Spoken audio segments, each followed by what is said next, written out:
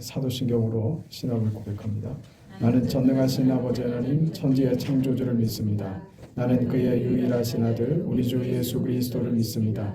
그는 성령으로 잉태되어 동정녀 마리아에게서 나시고 본디오 빌라도에게 고난을 받아 십자가에 못 박혀 죽으시고 장사된 지 사흘 만에 죽은 자 가운데서 다시 살아나셨으며 하늘에 오르시어 전능하신 아버지 하나님 우편에 앉아 계시다가 거기로부터 살아있는 자와 죽은 자를 심판하러 오십니다. 나는 성령을 믿으며 거룩한 공교회와 성도의 교제와 죄를 용서받는 것과 몸의 부활과 영생을 믿습니다. 아멘. 하나님의 말씀 누가복음 22장 24절에서 30절까지 말씀입니다. 누가복음 22장 24절에서 30절까지 말씀, 하나님의 말씀을 우리 함께 읽습니다. 또 그들 사이에 그중 누가 크냐 하는 다툼이 난지라 예수께서 이르시되 이방인의 임금들은 그들을 주관하며 그 집권자들은 은인이라 칭함을 받으나 너희는 그렇지 않을지니 너희 중에 큰 자는 젊은 자와 같고 다스리는 자는 섬기는 자와 같을지니라. 앉아서 먹는 자가 크냐 섬기는 자가 크냐? 앉아서 먹는 자가 아니냐? 그러나 나는 섬기는 자로 너희 중에 있노라. 너희는 나의 모든 시험 중에 항상 나와 함께한 자들인즉 네 아버지께서 나라를 내게 맡기신 것 같이 나도 너희에게 맡겨 너희로 내 나라에 있어 내 상에서 먹고 마시며 또는 보좌에 앉아 이스라엘 12지파를 다스리게 하려 하노라. 아멘. 예수님이 지금 제자들과 함께 마지막 만찬 자리에 있습니다. 이 마지막 만찬 자리에서 제자들 사이에 다툼이 있었다. 무슨 다툼인가? 누가 크냐? 누구 공이 더 크냐? 누가 더 잘났냐? 뭐 하는 것들이죠. 이런 제자들의 다툼에 예수님께서 이 세상의 그 가치나 논리와 하나님의 나라와의 그 차이를 말씀하십니다. 하나님 나라는 이 세상 나라와 같지 않다. 세상의 기준과 같지 않다. 이런 이야기시죠. 세상에서는 큰 자들이 다스리지만 하나님 나라에서는 큰 자들이 섬기는 법이다. 이렇게 말씀하시죠. 앉아서 먹는 자와 식사 시중을 드는 자와 누가 더 큰 자냐? 당연히 앉아있는 자가 큰 자 아니냐. 그러나 나는 예수께서는 뭐라고요? 나는 섬기는 자로 너희 중에 있노라. 기독교 신앙의 위대함과 그 가치를 얘기하는 거예요. 기독교 역사상 가지는 어떤 오해입니다.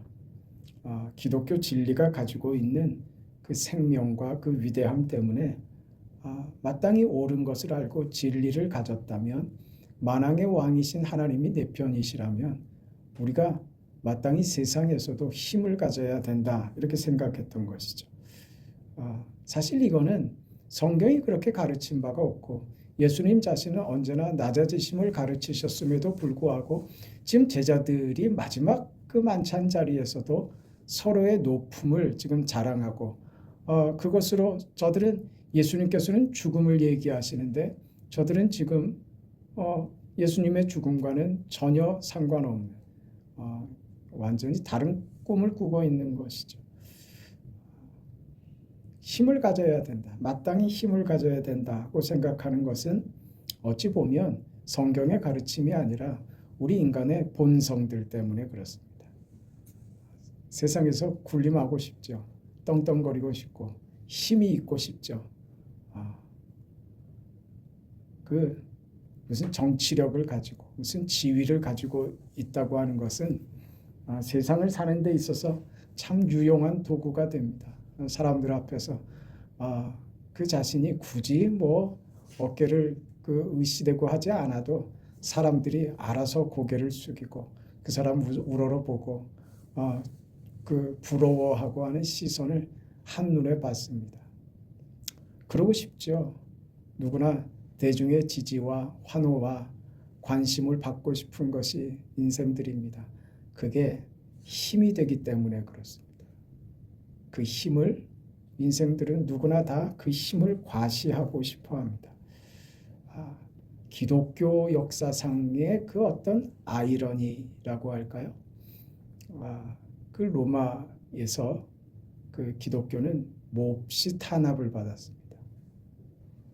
그 탄압받던 그 초기 기독교, 초대 기독교회를 우리가 잘 알고 있습니다. 많은 얘기들을 들었으니까.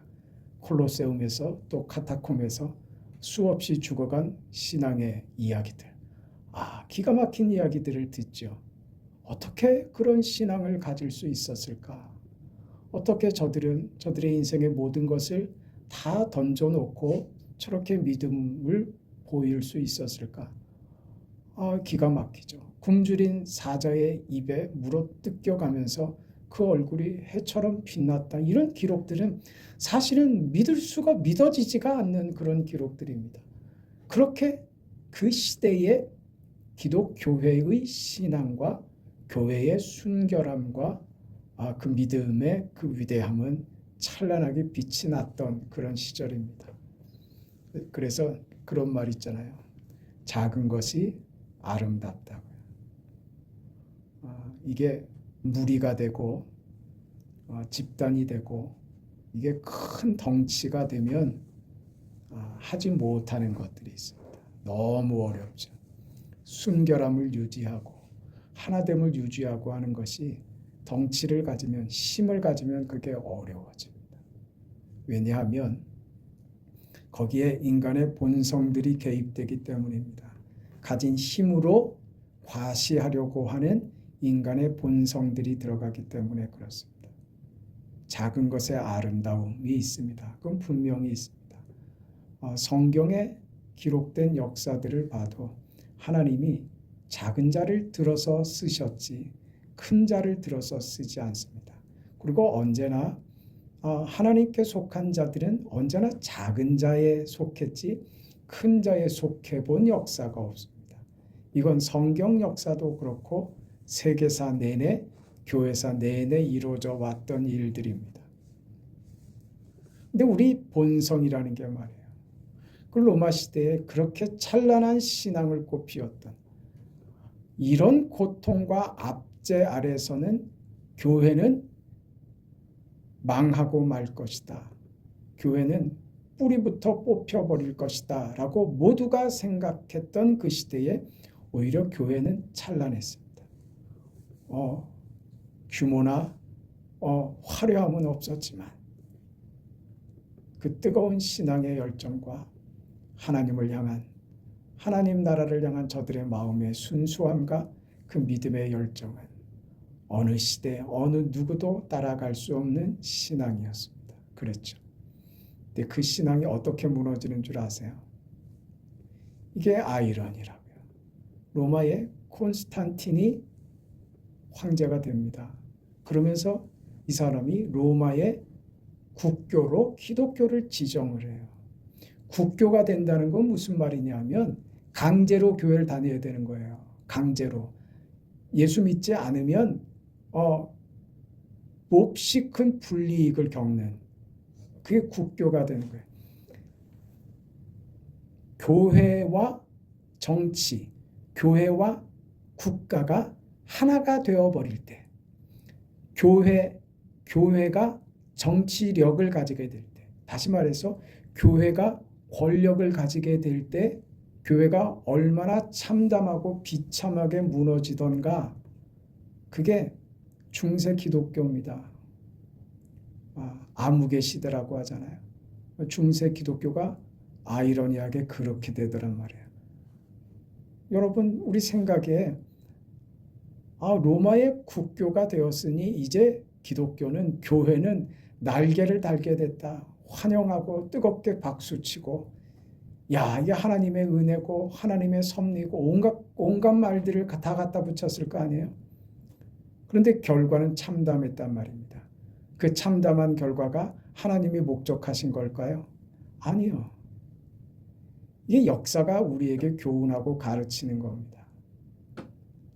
만약에 지금도 이 시대에도 똑같은 일이 벌어진다면 교회가 세력화해서 정치의 압력을 넣고 해서 교회에 굴복해서 교회가 그 권력을 가지고 그 나라의 그 힘을 교회가 가지게 되면 우리나라는 똑같이 됩니다. 똑같이 돼요. 지금 아주 혼동의 시대를 지금 살고 있습니다. 저마다 다 저들이 옳다고 하는데 4분 5열 다 찢어지고 나눠졌어요. 진짜 잘못된 사람은 오히려 그릇된 방식을 가진 사람을 비난하면서 그러면 자기가 옳은 게 됩니까? 참 답답한 시대가 되어버렸습니다. 이건 언제나 있어 왔습니다.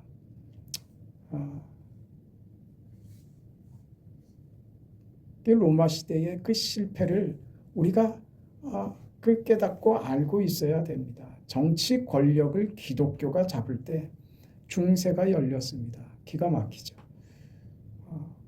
오늘 그러면 우리는 무슨 힘을 가지고 뭘 어떻게 어떤 잘못된 의도를 실행시키자고 그럽니까? 아니죠. 모두 다 좋은 마음입니다. 의도도 좋고 진심도 있고 이 일을 위해서는 헌신할 마음의 준비도 되어 있습니다. 그런데요, 그래서 뭘 얻자고요? 세상에서 승리주의자가 되는 겁니다.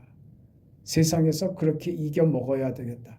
그게 하나님의 영광이고 하나님의 뜻이고 그게 교회된 도리라고 생각하더란 말이죠. 그렇게 안 됩니다. 그게 하나님을 위한 것이라고 생각하는 것은 그건 오해고 착각입니다. 로마서 5장에 가면 사도 바울이 이 문제에 대해서 이렇게 말한 바가 있습니다.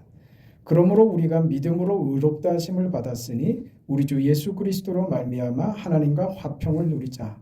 또한 그로 말미암아 우리가 믿음으로 서 있는 이 은혜에 들어감을 얻었으며 하나님의 영광을 바라고 즐거워하느니라. 다만 이뿐 아니라 우리가 환난 중에도 즐거워하나니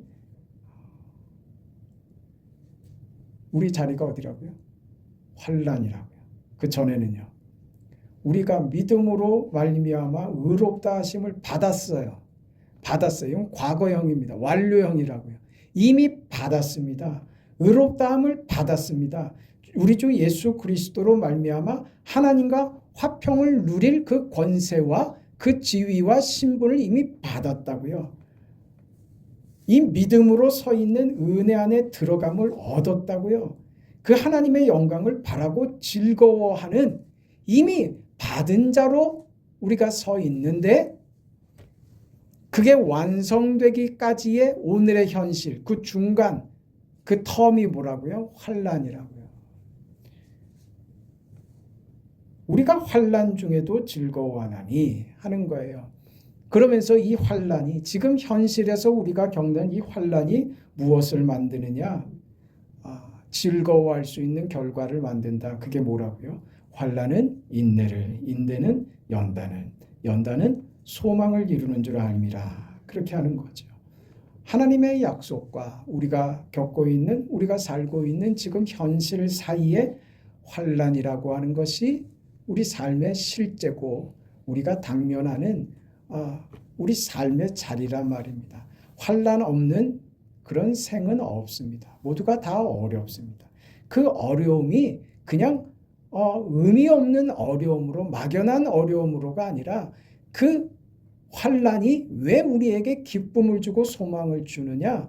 그 환난이 소망을 이루는, 결국 궁극적으로 승리로 우리를 승리로 안내하는 하나님의 방법, 그게 환난이랍니다. 그 가운데 우리가 있다고요. 현실 속에서 왜 환난을 하나님이 주시느냐? 왜 하나님이 우리에게 권력을 주지 않고 환난을 주는 이유가 무엇이냐? 그 대표적인 사건이 출애굽 사건입니다. 모세를 보내서 하나님은 이스라엘을 해방시키십니다. 이스라엘 백성을 약속의 땅으로 보내시죠. 홍해를 건너 광야에 들어섭니다. 이때 이스라엘 백성들이 하나님 앞에 요구하죠. 먹을 것을 달라 이거죠. 먹을 것을. 거기에 하나님이 만나를 주십니다. 몇 년 동안? 40년 동안 그렇게 하죠. 신명기 8장에 이렇게 기록되어 있어요. 너희가 이 40년 동안 광야 생활을 함으로써 무엇을 배우느냐? 사람이 떡으로만 사는 것이 아니요 하나님의 일은 말씀으로 사는 줄 너희로 알게 하려 하였노라. 사람은 무엇으로 사는 게 아니라고요? 떡으로요. 여기서 떡이 뭘까요? 무엇이라고 설명할 수 있을까요? 떡이요. 떡 권력이죠. 권력을 유지할 수 있는 힘입니다. 물질이죠. 돈이죠. 그게 우리의 힘 아닙니까? 떳떳하고 큰 소리치고 어깨 피고 으쓱대고 살 수 있는 거. 그 물질 아닙니까? 그 떡 아닙니까? 떡을 구하는 거라고요. 이스라엘 백성들이 단지 먹을 것의 문제만이 아니라고요. 그게. 이제 이스라엘이 애굽에서 세상에서 살다가 하나님 나라의 백성으로 사는 이 훈련이 광야 생활이라는 말입니다. 여기서도 계속 뭘 구하더라? 떡을 구하더라. 세상의 권력, 세상이 주는 것을 구하더라 이거예요. 무슨 말이냐? 내가 하나님의 백성이 됐긴 했지만 난 이것도 포기하지 못하겠다 이겁니다. 세상이 주는 힘, 권력, 먹을 것, 나를 자랑스럽게 하고 세상에서 으쓱대고 하는 것, 그것도 나 버리지 못하겠다. 그것도 달라 이겁니다. 그거 주면 하나님께 잘할 수 있다 이겁니다. 그거 안 주시니까 우리가 말을 안 듣고 하나님 우리 보고 화내시잖아요. 그럼 왜 우리 나한테 화내게 하세요? 이러고 있는 거라고요 지금. 먹을 거 줘보세요. 우리에게 힘을 좀 줘보세요. 잘 되게 해보세요. 그러면 우리가 말 잘 듣지. 그게 몇 년 동안이요? 광야 40년 동안이요. 주셨죠. 만나를 40년 동안 주셨단 말입니다. 저들이 원하는 세상적인 것을 주셨는데 그것으로 되던가? 그걸 확인한 게 광야 생활이라고요. 되더냐? 안 되더라 이 말입니다. 결론이 뭐예요? 인간은 권력을 가지면 안 되는 거예요. 사람은 권력을 가지면 힘을 가지면 안 됩니다. 우리는 세상적인 떡을, 세상적인 힘을, 권력을 가지면 그러면 우리가 할 수 있을 것이라고 생각하는데 사실은 그렇게 안 되더라 하는 것이 결론입니다. 무슨 말이냐? 우리는 하나님의 도움 없이는 살 수 없다. 하나님만을 필요로 한다. 스스로가 우리는 온전하고 아름답고 복된 것, 거룩한 것을 만들어낼 수 있는 능력이 없다. 그게 밝혀진 것이죠. 그게 뭐예요? 사람이 떡으로만 사는 것이 아니다 이 말입니다. 광야 생활 통해서 배운 거예요. 사람은 떡으로만 사는 것 아니다. 하나님, 진정으로 제게 필요한 것은 떡이 아니라 말씀입니다. 떡이 아니라 당신입니다. 하나님이 제게 필요합니다. 하나님으로만 저는 거룩해질 수 있으며 하나님으로만 저는 답을 얻을 수 있으며 하나님으로만 저는 이 환난을, 이 어려움을, 이 배고픔을 이겨낼 수 있고 만족할 수 있고 웃을 수 있는 자가 됩니다. 그 고백을 받아내는 과정이 광야라고요.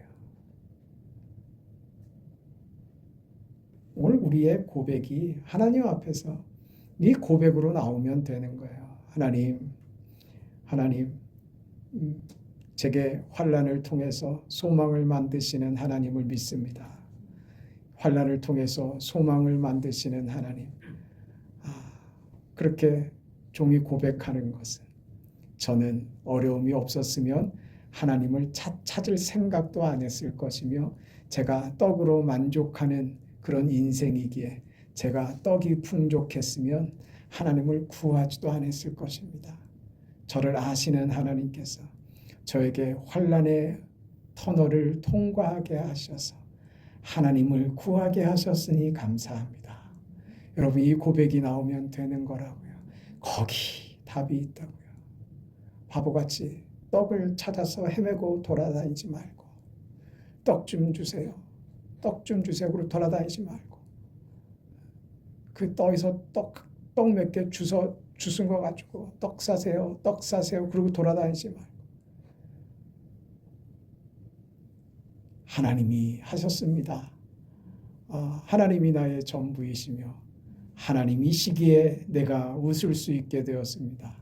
절망의 인생, 어둠의 인생, 끝이 보이지 않는 터널을 걸어가는 암흑의 인생이었는데 제가 사람이 떡으로만 사는 것이 아니요 하나님의 입에서 나오는 그 말씀으로 산다는 것을 알게 된 순간 제 인생에 빛이 비치기 시작했습니다.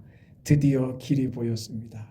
그 길을 따라가는 이 인생의 길이, 믿음으로 사는 이 길이 얼마나 행복하고 만족하고 감사하며 즐거운지 이제 알게 되었습니다. 그래서 환난은 인내를, 인내는 연단은 소망을 이루는 줄 알미라. 이 자리까지 가는 겁니다. 뭘 알게 돼요? 나는 예수가 필요합니다.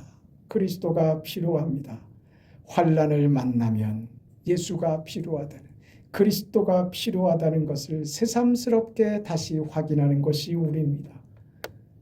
예수님이 필요합니다. 무슨 말이에요? 뭐가 필요하다는 거예요? 은혜죠. 은혜가 필요합니다.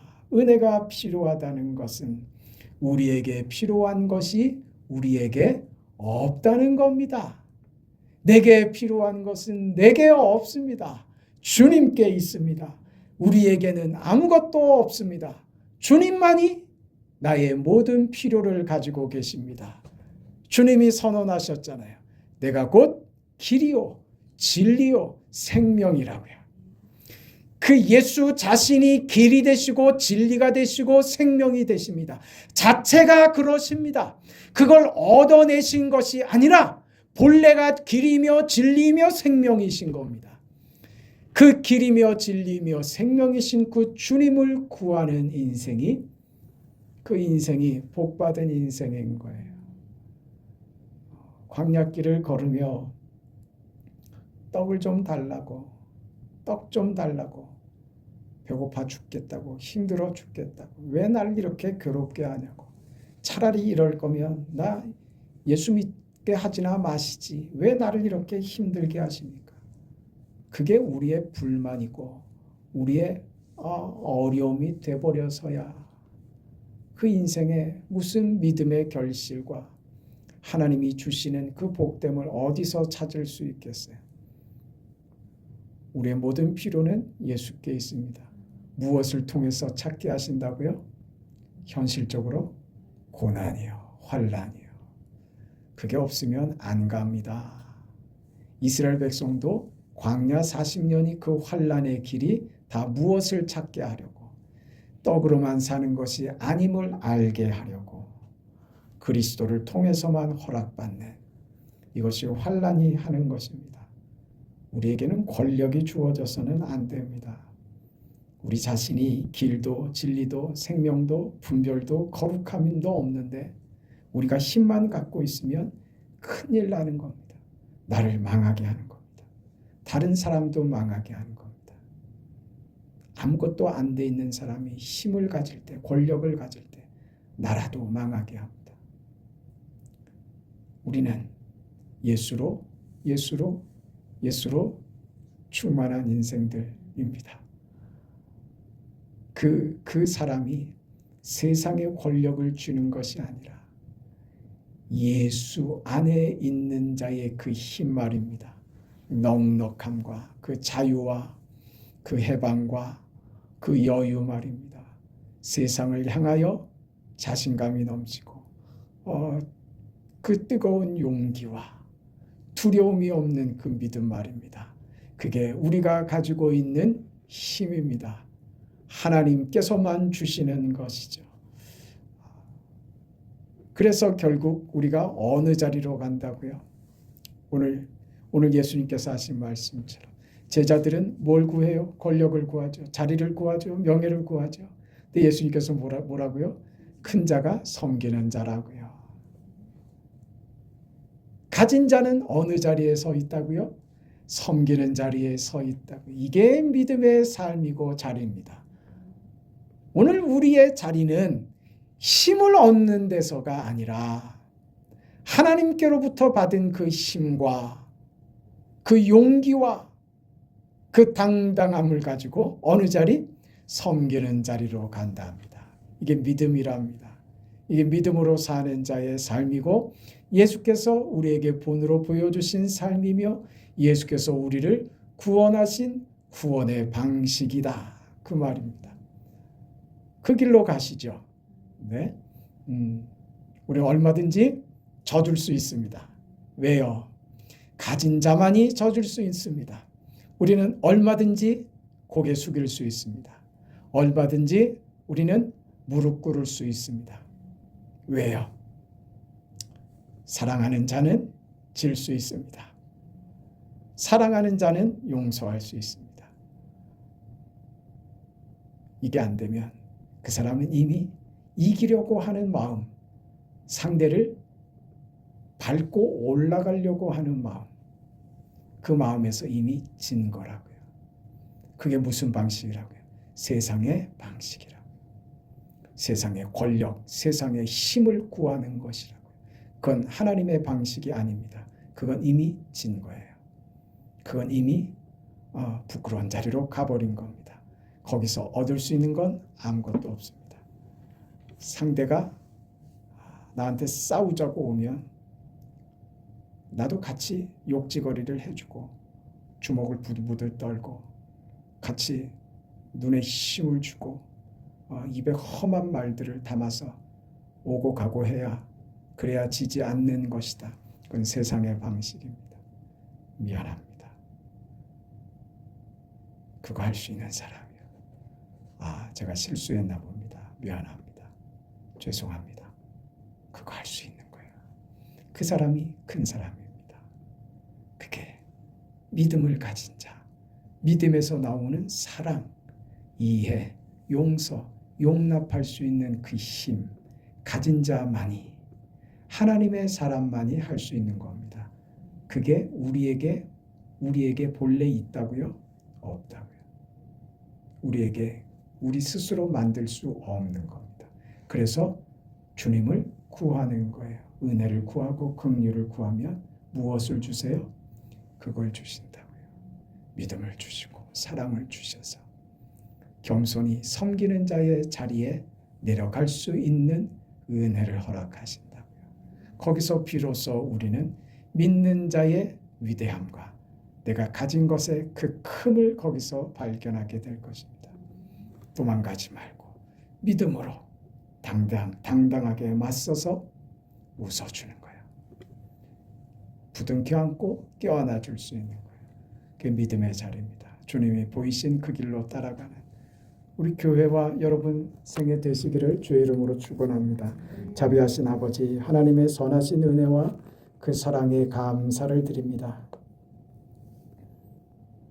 우리 가운데 보이신 그 믿음의 증거들과 우리를 구원하신 하나님의 선하신 뜻과 그 방법과 예수의 순종과 죽으심과 낮아지심을 통하여 우리에게 보이신 하나님의 마음을 깨닫게 하시고 세상에서 힘을 가지려고 들지 않고 사랑으로 껴안을 수 있는, 세상 앞에서 져줄 수 있는 그 용기와 넉넉함과 그 담담함을 우리에게도 허락하여 주셔서 믿음으로 서 있는 자, 사랑으로 서 있는 자, 그렇게 승리하는 우리 성도들 다 되게 하시옵소서. 늦은 밤 돌아가는 발걸음 지켜주시고 주의 은혜로 남은 시간 우리를 붙드시고 인도하옵소서. 아픈 자, 병든 자 하나님 치료하여 주시고 고쳐주시고 환난의 때에 주님을 구하여 소망의 결과를 얻는 위대한 믿음의 사람들 다 되게 하옵소서. 예수님의 이름으로 기도합니다. 아멘. 하늘에 계신 우리 아버지여, 이름이 거룩히 여김을 받으시오며 나라가 임하시오며 뜻이 하늘에서 이루어진 것 같이 땅에서도 이루어지이다. 오늘 우리에게 일용할 양식을 주시옵고 우리가 우리에게 죄 지은 자를 사하여 준 것 같이 우리 죄를 사하여 주시옵고 우리를 시험에 들게 하지 마시옵고 다만 악에서 구하시옵소서. 나라와 권세와 영광이 아버지께 영원히 있사옵나이다. 아멘.